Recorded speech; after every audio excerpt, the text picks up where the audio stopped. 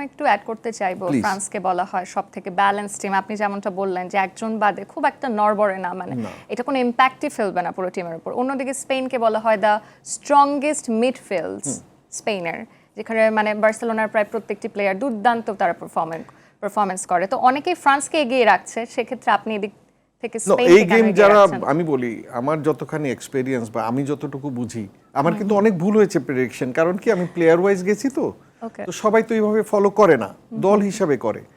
যেমন আমি একটু উদাহরণ দেই, আইভরি কোস্টের যে 26টা প্লেয়ারই বিভিন্ন লিগে বড় বড় দলে খেলে। আমি তো ওইভাবে ওদেরকে ফলো করে বলছি, ভুল হয়েছে। তবে স্পেনের যেটা হচ্ছে, ওরা কিন্তু ফ্লেমবয়েন্ট গেম দিচ্ছে না, মানে খুব যে অ্যাটাকিং গেম খেলতেছে 4-5টা গোল দিয়ে ফেলছে এরকম কিন্তু না। ওয়ারাস ফ্রান্স কিন্তু অপোজিট, তারা কিন্তু 4 গোল 3 গোল 5 গোল এরকম দিয়ে আসছে।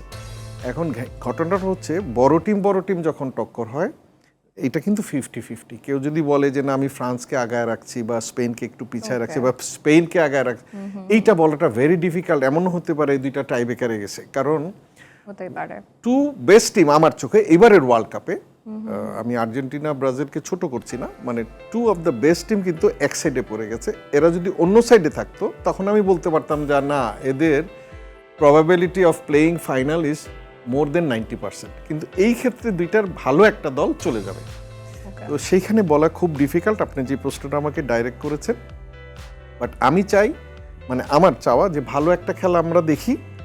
আর ফ্রান্স যেহেতু এই পর্যন্ত ওয়ার্ল্ড কাপের সব কয়টা গেম আপনার ভালো খেলে এসছে, একটা ড্রও মনে হয় নাই, তাহলে তাদের উইনিং চান্সটা একটু বেশি। বাট ওই যে আমি আপনাকে তথ্য দিলাম, এই ওয়ার্ল্ড কাপে কিন্তু 1 গোল খেয়েছে মাত্র আপনার স্পেন, এবং লাস্ট 36 গেম আনবিটেন। তো ওকে হারানো তো মুখের কথা না।